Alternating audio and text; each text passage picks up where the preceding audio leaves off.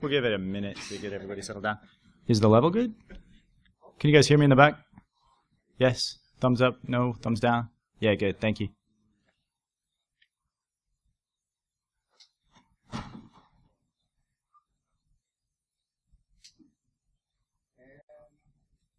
Action. All right.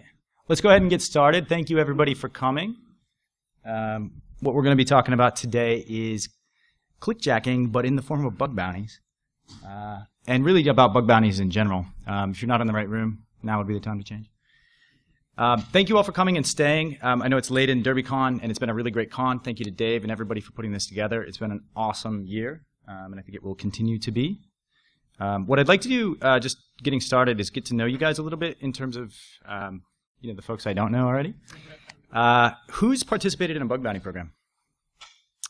It's a pretty good significant portion of the room. We'll get there. I would say maybe 50% for the folks at home who are actually watching this. Where's the camera at, by the way? Right here? Cool. Who has been rewarded in a bug bounty program? 3, 4, 5? Okay, cool. Who's gotten a duplicate? Anybody? Yeah, exactly. Anybody who hadn't raised their hand if they got rewarded, I would be very surprised. Who has started a program? We got 2 people, 3 people, 4 people. Definitely back there. Okay, cool. So about 5 or 6 people. Awesome. Well, you guys are in the right talk. Let's go here. Let me see if I can figure this out. This is me. I do different things. I have done different things.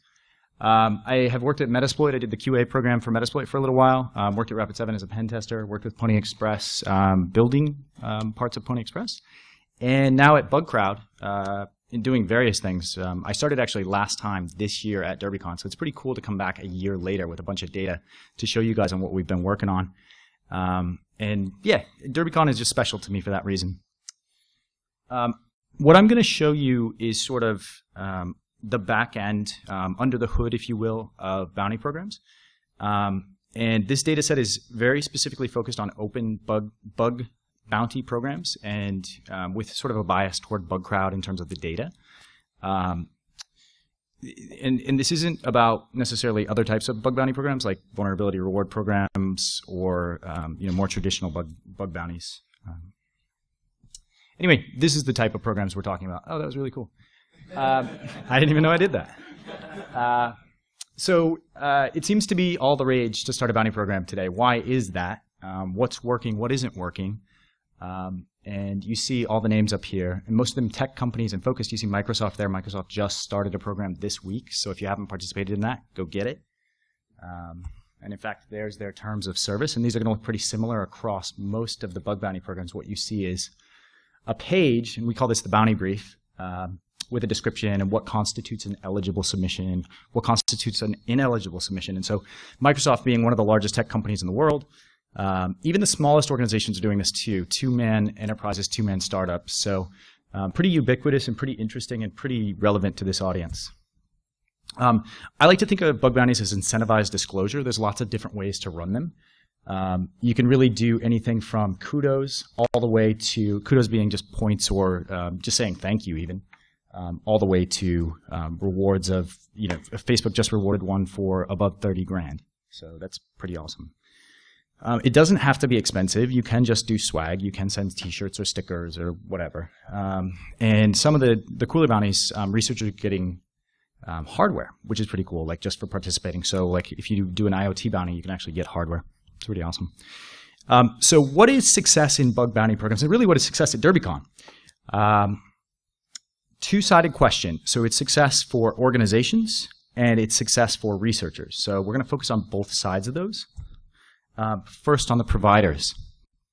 So what I'm going to do is break out lessons that we've learned. Some of those very painfully, some of those not so painfully. So hopefully if there are questions that come up, just feel free to raise your hand. I'm happy to clarify anything. So I'd like to make this interactive as possible. So let's start with lesson 1. You should start a program and work through all the submissions that come in. This is a disclosure program.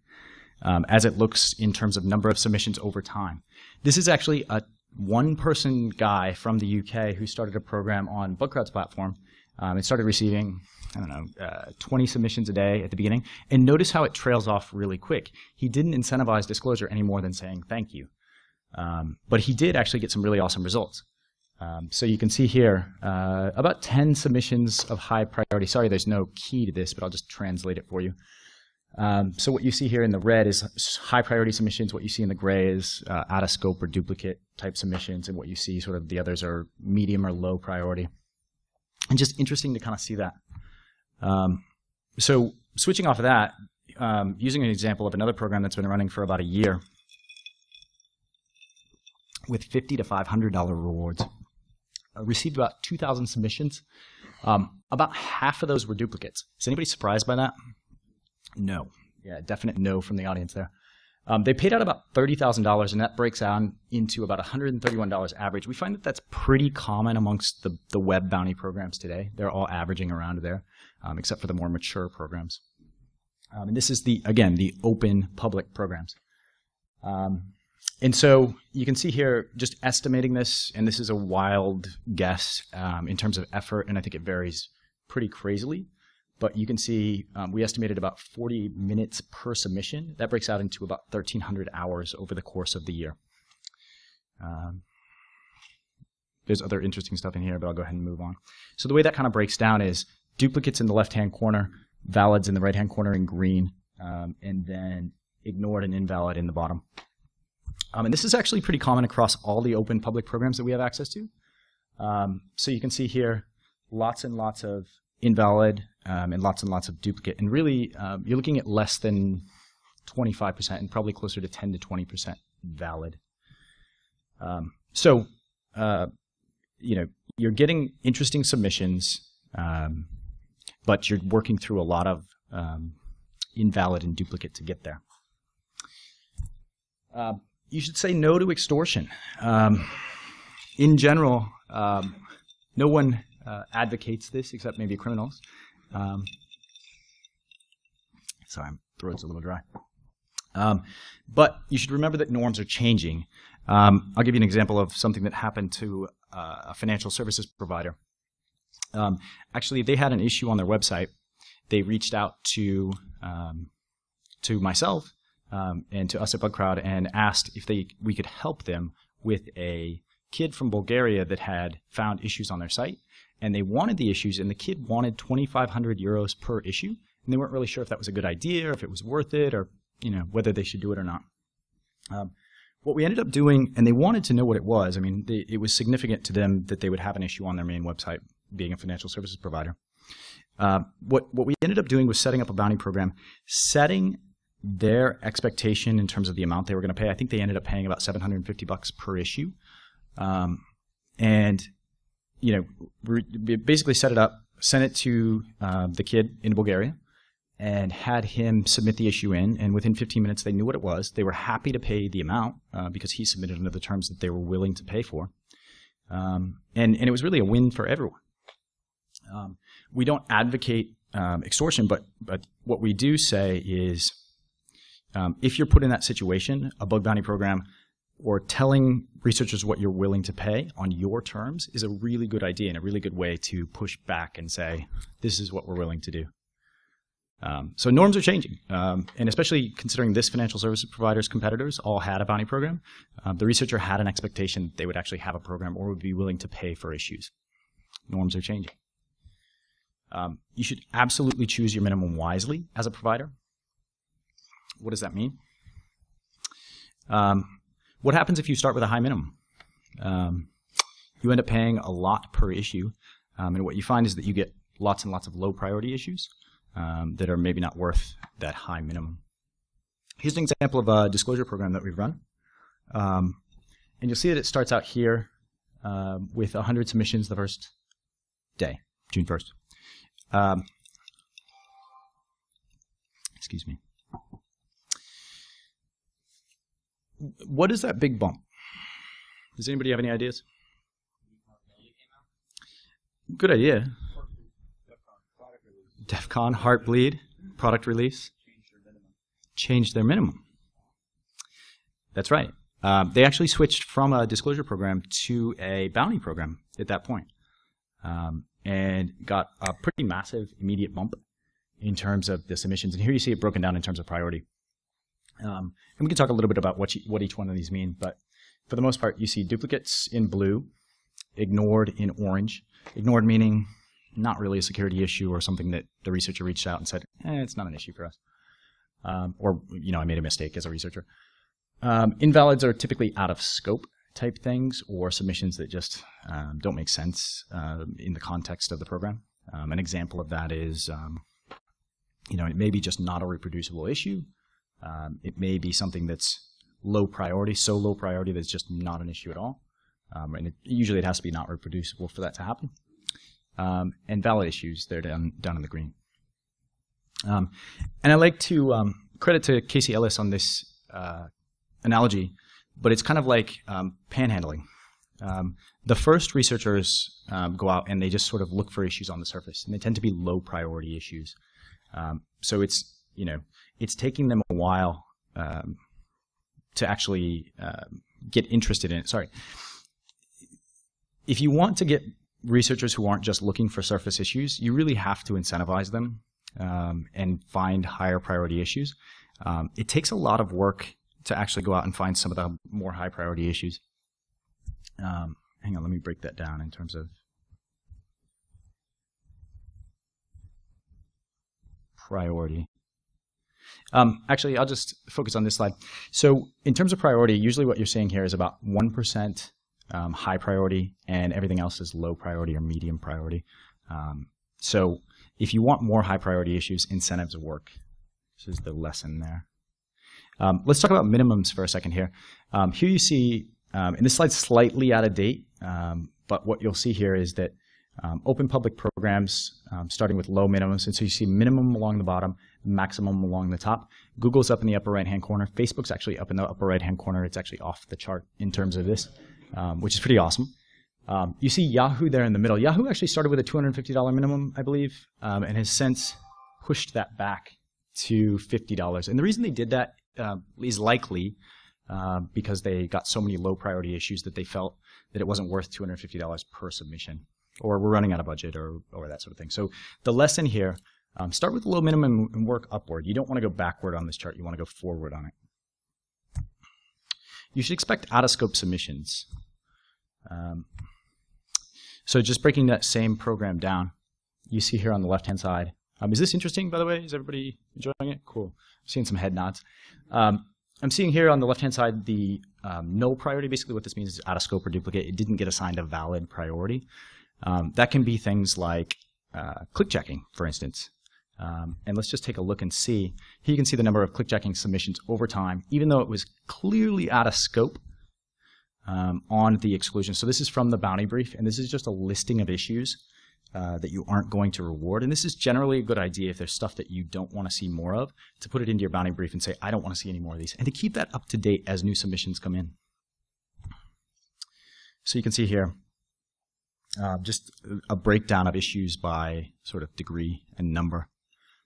The biggest set of things here is other. Actually, I'll talk a little bit more about other. This is just using BugCrowd's current internal classification system. But you can see the second is actually XSS in pink, and CSRF in orange, and mobile devices sort of in others. And there's clickjacking highlighted. And it turns out that clickjacking is like submitted a lot, even though it's excluded from every bounty. This is the number of clickjacking submissions over time. Researchers on open public programs don't always read the brief. I know you're all surprised. And this is by program. And so you can see over here on the right-hand side, the largest program, and sorry, it's off the screen, but it's 100 at the very top. So the top program has received 100 submissions, even though they don't actually allow it. And it's clearly turned out of scope as soon as it's submitted.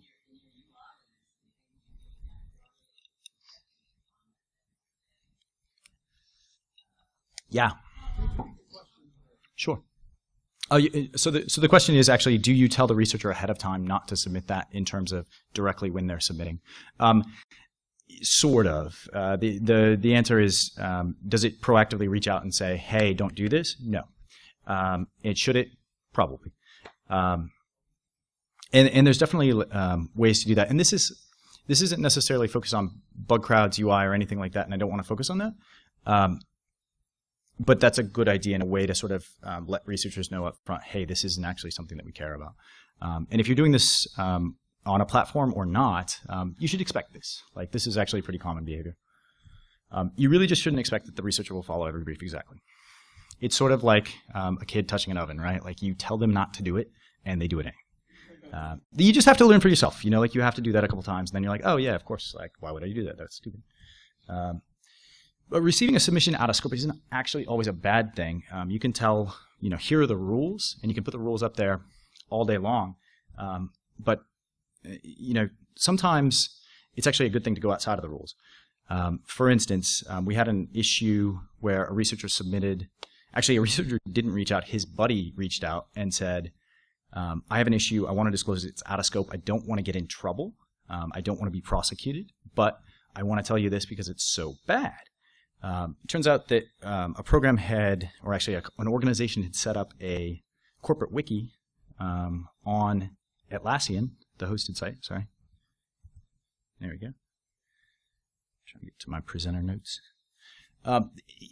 Basically, their CFO went out, started a wiki, put all their financial details on it, left it there, left open registration open, and so you could just go to the site and log in and, you know, create an account. And that left credit card details, bank account numbers, literally everything financial for the organization just open. Now, this was out of scope. So should that be rewarded? Who thinks that should be rewarded? The entire room. Awesome. That's good. That's right. I think that's right. And this is actually not unprecedented. I'm going to mess up his name, but Shubham Shaw. I'm sure that's messed up, but I'll try anyway. He actually found an issue with Prezi very similar, where he found a way to get access to their source code repository, which was hosted off-site, and it wasn't in scope, but was able to create an account, log in, get access to the source code, let Prezi know, and Prezi then went and actually changed their program. They called it a bug and a bug bounty, which is cool. They basically said, to improve the program, they'll now reward bug hunters who find bugs outside of scope, provided they do not violate users' information or that their report triggers us to improve our code base. And that their report triggers us to improve our code base. They will also retroactively check to see if any other report found issues that fall into that category and then pay the people that submitted those issues. It's cool. And that's right. If you change the code, you reward the submitter. Like, it's pretty simple. And this happens again and again. This comes up all the time. Issues are submitted out of scope. We look at them. If it requires a change in code, you reward it. Another lesson, have the manpower to respond in a timely fashion. This is actually one of the things that just catches everybody. This is the number of submissions over the course of the last year. There you see valid, invalid, ignored, duplicate, and you kind of see the ratio. This is all programs, and this is standard, or all open public programs, sorry. And this is standard across pretty much everything we've seen.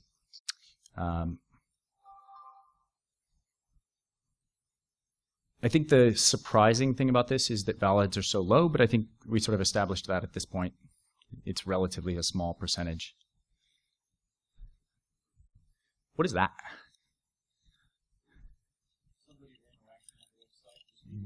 Bam, you nailed it. You nailed it. Actually, somebody just resubmitting reports is all that is. Interesting, though. So if you're setting up a program, be aware that people may do that. It's kind of annoying. That's what that looks like in a pie chart. It's actually, sorry, the question was, what is that big line? And that big line is basically somebody running a scanner and submitting issues. That's a bug, isn't it? I think you got paid for it, huh? Exactly. This is interesting in the sense of this is programs on the left. I've actually excluded the names on purpose. And then over time here, this is actually just for the last month. And this is submissions. And what you see here is these solid bars, and then you see some spotty sort of in-between things where programs aren't receiving as many submissions. The orange here is actually just pending, where the researchers reached out and asked for more information. So we're seeing on, you basically need to keep the researcher in the loop. And this is obvious, like we know this, like as people submitting issues, like I want to be in the loop with what's going on. If you don't do that, it's very likely that people won't come back. And we're seeing that again and again. So the most important thing you can do, be prompt, be timely, set expectations and respond as quickly as possible. Expect lots of low priority issues. This is the way we break this down. Let's actually break this down into priority. Like I think this is interesting. So can everybody see that, by the way? I know it's super low. No? Well, let me just describe it to you. So basically what you see here is there is won't fixes. Won't fixes being things that have been accepted as business risks. The way that breaks down in this particular program is the bright green in the middle. These are things where folks have submitted issues. They've been valid and reproducible, but the program has basically said, I'm not interested in actually fixing this. I'm not going to make a code change. And if you're not going to make a code change, are you okay with a researcher disclosing? That's kind of the gut check that people need to make when they decide whether they're going to fix something or not. And this tends to be a good way to gauge whether you're willing to pay for the issue or not. And here you can see priority 4, so that's low priority issues, medium priority issues. High priority issues, there's actually one right at the beginning, which is interesting. They didn't incentivize disclosure at that point other than just a Hall of Fame. And there's critical priority. And this actually came in before they were incentivized, which is interesting. So I think the lesson here, start with a low minimum, get access to as many things as you can, and then open the program up and create an environment where there's a lot of competition. This is just interesting in the sense of country by country. So what you see here is India in the orange. That's submitters, yeah. And that India breaks down into that. So you can see that there. And there's the U.S. And you can see, I mean, it's hard to tell. There's not enough data here, right? But what it basically looks like is that incentives work for U.S.-based testers, and they sort of work for or less incentives work for U.S. testers there too. But when you compare that with priority, it's just interesting. And what that breaks down to in terms of types of submissions, there you go. So CSRF and XSS sort of being the most submitted things. You really just need to incentivize the behavior you want to see. Google does a good job of this by breaking down their program into, depending on where they want folks to look, they incentivize those higher. You can set up focus areas in your bounty. So, this is an example from a program where they've said specifically what they'd like to see. And you can measure different types of things. This is difficult to do unless you're doing this sort of with data. But what we've started to do is actually measure impact, accuracy, and quality, and help people create a reputation over time based on this. So it's not just impact of a bug, it's also accuracy. How many times do you submit a bug and actually get it to be accepted as a valid issue? So you start to understand the provider side of it as a researcher. Have a clear workflow, keep the submitter in between. This is actually the workflow we use to process issues. So out of scope, actual issue, duplicate, reproducible, will we change? At the end, will we make a change or not? Avoid subjective terms. I'm kind of spinning through these because I'm running a little bit behind. So just different types of subjective terms. Make this as clear as possible. Remember that at least half of your audience is based outside the US. Using clear, simple terms to communicate issues is a really good idea. Making sure that you don't have issues which can be determined on either side to be subjective. Some examples of that: we may reward you. That's a pretty shitty thing to do. Like either tell me if I'm going to be rewarded or not. Like the risk has flipped onto the researcher to spend their time, and so as a researcher, I want to know up front whether I should spend my time or not.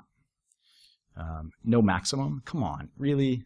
Like when I see programs start out with no maximum, it just makes me cringe. Because oftentimes we've had folks reach out and say, I want to run a program with no maximum, and their maximum ended up being $100. Like once you press them on it.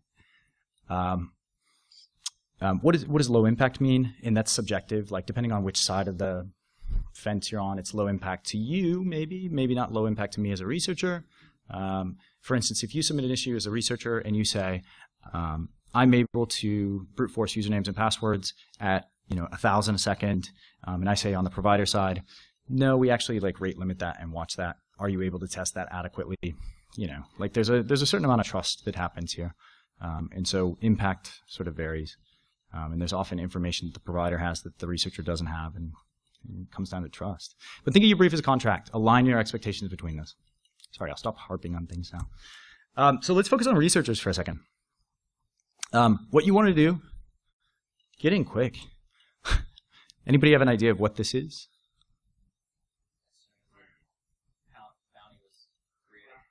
Hang on one sec, one at a time, sorry. As soon as the bounty was created, how many people submitted over time? Or how many people submitted?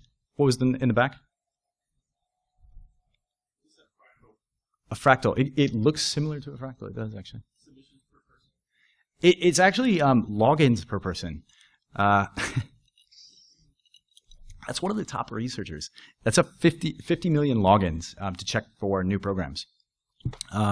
Buckred runs a list, and it's all the new open public programs that are available, and people scrape that list just to see what's going on. And so that particular researcher has done really well for himself, and obviously has done that somewhat through automation, and just sort of scraping to see what's available when. Building your reputation profile. Some researchers have gotten jobs. We know recruiters are looking at the site, that sort of thing. Be sure to check with your employer. We've also found that, not going to name any HPs, but some researchers aren't allowed to participate in bug bounty programs, so make sure to check with your employer.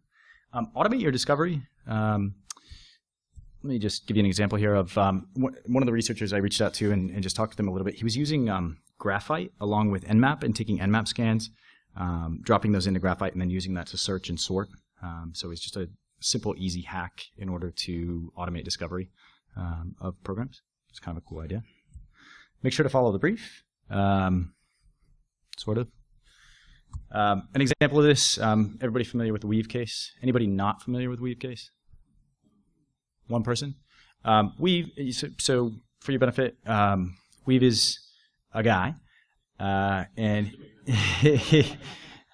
he basically scraped AT&T site, pulled information off, then posted it on, I think it was Gawker. AT&T didn't like this very much, ended up prosecuting him. He was in prison for 390 days. And went through the process, and really, he was sentenced, I think, to 3.5 years.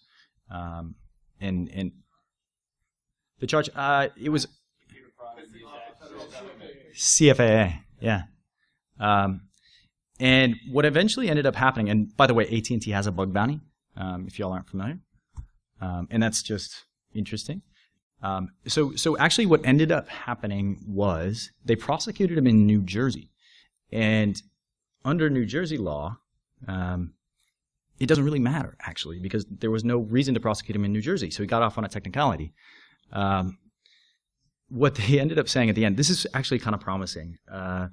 They basically said in order to be guilty of accessing without authorization or in excess of authorization, as the CFAA kind of wobbly represents, under New Jersey law, the government needed to prove that Weave circumvented a code or password-based barrier, and the slurper basically accessed the publicly facing. So you're getting off on a technicality, but we don't think you would have gotten prosecuted anyway, is basically what they said. Okay, cool. So as a researcher, what should you focus on? Here from some of the open public programs is a breakdown in terms of priority. So what you see here is a lot of P4 issues, P3, P2, P1. Breaks down exactly the way you think it would. Just to kind of give you a sense of the types of issues, XSS, Open Redirect, CSRF, those types of issues are being presented here as low priority issues. This is a cool slide. This is actually broken down titles of submissions that were submitted to open public programs, and it kind of gives you a sense of what's being rewarded. So as a researcher, this is actually pretty useful information. Some of the things to point out here, SQL injection in the lower right-hand corner, as you'd expect. Some interesting examples of stupid things that catch people. Uploading a Git repository to a public website. Having your MySQL credentials in a Git repository on a public site that you uploaded. is a P1 issue. It's something that gets you rewarded really quickly. So if you find things like that, and so, I mean, it's worth actually going out and checking all the programs for that.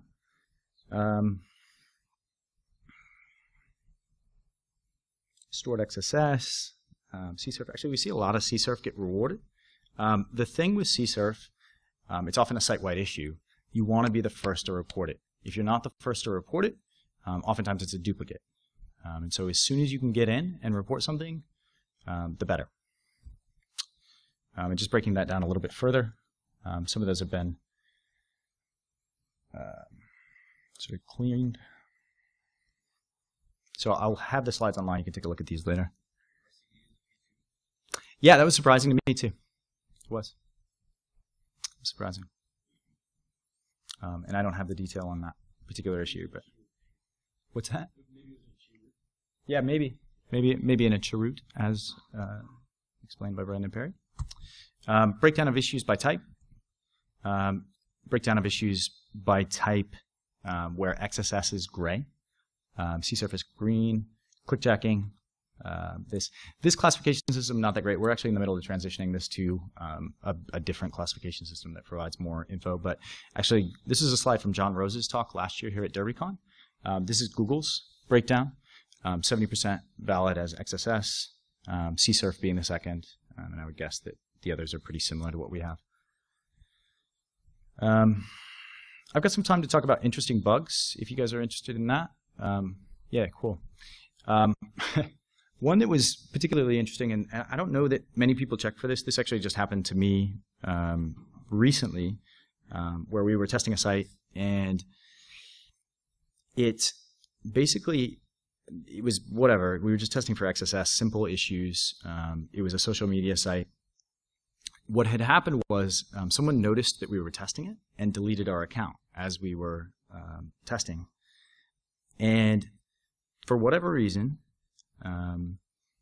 the site basically failed over into super admin mode. So my session's still open, though my account was deleted. I was able to change the CEO's profile online. It's really cool. There's just a stupid mistake, but something to check for. And a lot of people, I don't think, check for that in bug bounty programs. Worth kind of reaching out there and saying, hey, can you delete my account? SQLi in an OAuth provider. Actually, we see a lot of SQLi and a lot of OAuth misconfiguration issues. And so that's something worth kind of spending some time on if you're a researcher. This particular one, there's actually just SQLi in the actual authentication mechanism. The researcher was able to get access to the backend database, grab the hashes, crack the hashes. Because it was a trial environment, it was set to test, and at that point had reached out and said, I don't want to go any further. This is not good for me. Can I still get rewarded? And he did. He definitely got rewarded on that. One issue that a lot of people also don't check for, trust boundaries. You can often import Google contacts into your social media sites, your other types of sites. Putting XSS or other types of injection into those contacts and then importing them. Oftentimes people trust whatever Google tells them. Google wouldn't have anything for it. Of course not. Why would they? They run a bug bounty program. We actually did see a lot of issues around Heartbleed. That was really cool to just see the response where lots and lots of people submitted that. Found a few servers that were actually vulnerable to it. Covert redirect, this was, I don't know if anybody remembers this bug. It was post Heartbleed. Everybody kind of poo-pooed it because it was, not Heartbleed. Really what it was just a misconfiguration on the Facebook side. You could actually set your Facebook OAuth redirect URL to, when it parsed it, it basically allowed you to redirect to other sites. We saw a bunch of those get submitted. There's a blog on it. It's on the bug crowd site. So just to kind of recap this a little bit, on the provider side, start a program. Say no to extortion. Choose your minimum wisely.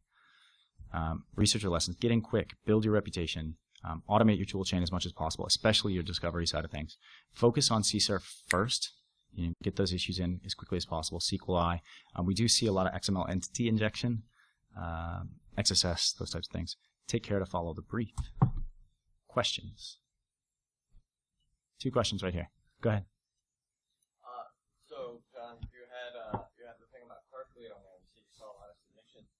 I mean, as a bug bounty provider, how do you think people should handle that? Because, I mean, that's a big public splash thing, and as the company behind that bug bounty, you're probably already aware and are scanning for it in your environment. If you've got people coming into your bug bounty and saying, like, hey, you're vulnerable to this thing, kind of like a, well, no kidding situation. So how do you handle that? Are you going to make a change? Oh, sorry, yeah. The basic question was, if you're already scanning for something and you are aware of the issue or maybe not aware of the issue, let's assume you are aware of it, and you start to get reports of it, what do you do? Fair? Typically we go back to, are you going to make a change based on the submission? Did you already know about it? Maybe you would have gotten there, and that is when it gets to be like a pretty tough judgment call, but we tend to say, if you make a change based on that submission, reward the submitter. Just to pile on with that as a researcher, the thing where you can start to add value when something like that happens, that's where DerbyCon becomes quite valuable. It's where, okay, everyone knows about heartbeats, it's duplicate from the space, they already know it's there. Where have they forgotten to apply that? That's when you can start to, if you think in that sort of way, then you can get some value out of those possibilities. So basically, the answer from Casey was, if there are places you have forgotten, you should definitely pay for it. Absolutely.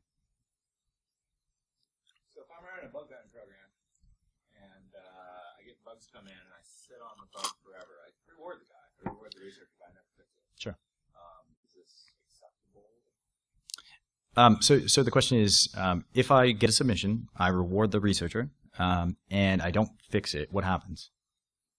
Is that okay? It's your code, man. My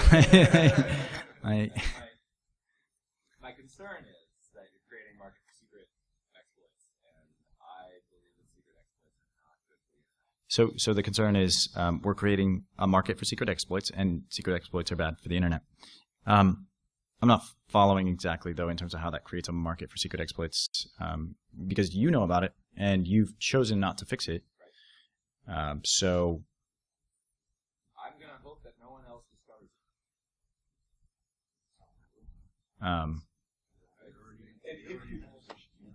Yeah. Hacker X discovers a vuln on me. Okay. I pay him. Yep. To shut up. Yep. He doesn't disclose. Hang on. Come up here. I'm super biased, by the way. I do Metasploit, and my bread and butter is open exploit. So, Hacker X discovers a bug on me. I pay him to shut up. I never pay anybody else because it's a dupe now. And then I just hope, basically, that no one else discovers it. So I feel like it's IBM in 1995, but except I'm paying for it. But you made the choice not to. You made the choice not to actually fix it. So yeah, because it's hard. Fixing bugs is hard. Oh, for some reason you've made that choice because it's hard, as opposed to yeah, exactly. That becomes a business accepted risk, I would say. Yeah. Okay.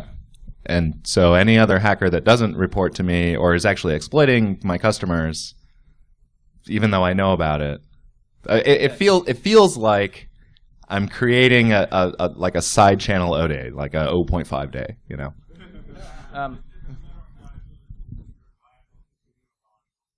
Right. Yeah. So the comment in the back is it's a matter of liability. I think this could happen regardless of whether you're running a program. There are bugs on the internet, it turns out, and whether you know about them or not, or accept the risk of them or not, they can be exploited. So that becomes I'm paying somebody to not post a full clip. Okay. But you're still connected to the internet, and there are other people on the internet that aren't obligated to you as well. So I guess what you're saying is there an issue that the researcher could share the information with other people? So the actual issue is you're concerned about keeping people under NDA, basically, if you pay them. Yeah, I mean, listen, you set the terms, right? And then you get into legal, and you end up, and that's a rabbit hole in terms of where we go with that. But yeah, happy to have that conversation after the call or after the talk. I don't think that's much of an issue because most companies have user data, and if I report to you that you have a problem that's putting people's data at risk, and then you choose to not do anything about it, the FTC will come down on you. How's the FTC going to find out? Because most because you report them. For example, I reported a bug to Facebook. That sucks. What? I thought, okay. That's fine, I guess. Like, I get to report also to regulatory agencies as well as bug bounty programs?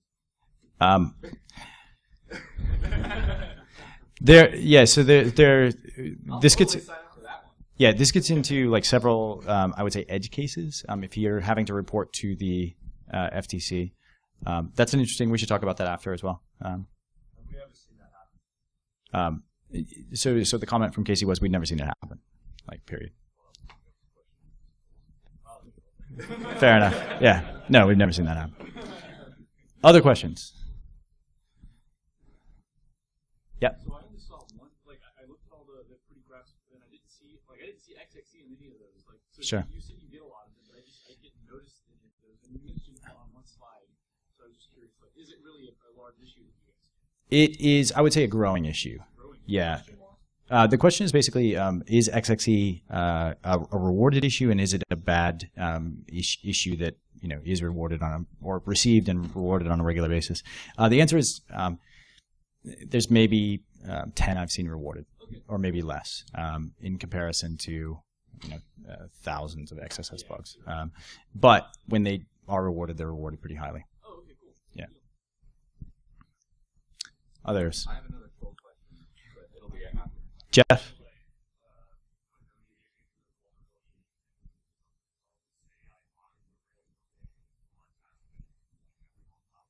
Yeah, it's actually that's a good point. We do see that happen. Yeah, the question is basically someone finds a Rails ODA and then submits it across multiple programs. Is that okay? Is that something that And I think the answer to that is I've seen that happen. Usually, what will happen at some point is the researcher is subject to reporting the issues underneath the bounty terms. And the bounty terms say the information becomes the property of the bounty owner as soon as they submit it. And so what will happen is the bounty owner will actually reach out and submit that upstream, and you'll see a patch submitted for it. But usually not before the researcher is rewarded in multiple programs. What else? Another troll question here? I've got a non-troll question. So one of the getting an echo. One of the things I didn't see in your workflow for the communication between the provider and the researcher is verification of patch or verification of fix. Do you think that's an important part of a bug bounty program? Yeah, totally. So the question obviously was, do you think that verification is a useful and something that should be included in a bug bounty program? Yes. And often what we'll see is that providers will reach out and ask for someone to retest it after it's been fixed. Yeah. As a researcher, what do you feel helps when you submit a bug for the company and say, yes, it's a valid bug? Is it more proof of concept? Is it more Yeah, good question. pictures, perf sessions? Yeah, so what's required to be rewarded in terms of technical proof? Proof of concept, yeah. Nice. Proof of concept usually does it, and that's usually a step-by-step walkthrough. Oftentimes with XSS or things like that, it doesn't require that much effort. But a good sort of rule of thumb there as a researcher is if you can't explain it to someone in 5 minutes, it's probably too complicated, or it probably needs to be broken down more, or maybe even less in a minute or so. Yeah. So, you mentioned like you put a lot of focus on getting quick. If you're not able to get in quick because of whatever, without that option, what do you suggest is the best way to reward it or find it? So the question is, what is the best way if you're not able to get in quick to be rewarded on a program? Folks specialize. We've seen good success with folks specializing in SQL injection or specializing in CSRF, specializing in XXE. So that's one way. I think there's a lot of different tactics, and really what you end up seeing is researchers have different types of strategies. And so some folks go for a lot of low-hanging fruit, simple issues, maybe just headers. missing or best practice type issues. Some folks will go for SQL injection or for other types of file inclusion, those types of things. The best researchers, the ones that have been rewarded the highest, tend to do both. So submit lots of best practice types of things that the organization may be missing, but at the same time also look for SQL injection, look for more high priority issues. So in a scenario for like a web app, how would you handle compound vulnerabilities, right? So say you have a CSRF that allows you to CSRF with cross-site scripting that gets you to trick a user into submitting a SQL injection attack on a page that you normally wouldn't be able to get access to. Is that 3 bugs? Is that 1 bug because the other 2 are not valid independently of each other? Sure. How does that work? Yeah, it's a really good question. So the question is basically, what happens when you've got a chained attack of multiple types of vulnerabilities actually exploiting that? And the example was using CSRF to then do something else. I think it comes back to code change. Are there going to be multiple code changes made? If you can literally stop the issue with CSRF or a CSRF token, maybe that's sufficient, and maybe that's a single bounty. I'm trying to think of specific examples where we've seen this. In general, folks tend to submit those as separate issues and be rewarded as separate issues. So my guidance would be basically submit them as separate issues. 3 minutes. Other questions? Is that it? I'm not sure whether to actually allow this. Yeah, go ahead. All right. How do these companies that are doing bug bounties resolve this with their terms of service and EULAs that say no hacking? So the question is, how do companies resolve this with their EULAs that say no hacking? As far as I'm aware, most of those EULAs are specific to products or specific to reverse engineering products or those types of things. Do you have a specific example in terms of? Every term of service is like, thou shalt not hack. I mean, they all say. Oh, and P.S. the law. Sure. I would say it's an evolving sort of area. What the generally accepted. Like Facebook says, I can't log into other people. Like I can't log into other accounts because I'm even only allowed to have 1 account, right? Like how does their bug bounty? So their bug bounty actually requires test accounts. So it basically gives you permission to create a test account. So the bug bounty outclasses the. Yeah, But that's what CrowdStrike do, to help with that, make sure they CYA some research. Yeah, I mean, this is an evolving part of the law. It just straight up is. And so what we're seeing and the generally accepted You have to assume guidance the vendor is a good actor, right? They're not going to trick you into doing bug bounties just to nail you. Well, the terms of service also usually include a paragraph that says that it can't be modified except in writing and agreed to by both parties. So you can take a program, you can take a bounty program, and that could be interpreted as the agreement that says that you can do under these terms of the bounty program. is anywhere. That's the way most of them approach it. Yeah. So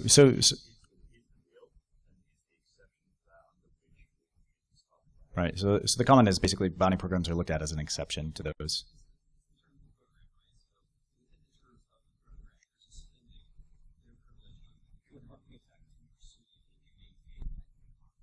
That's right. Okay, so that's it. Any final questions or anything? Great. Thank you very much for coming. I appreciate it.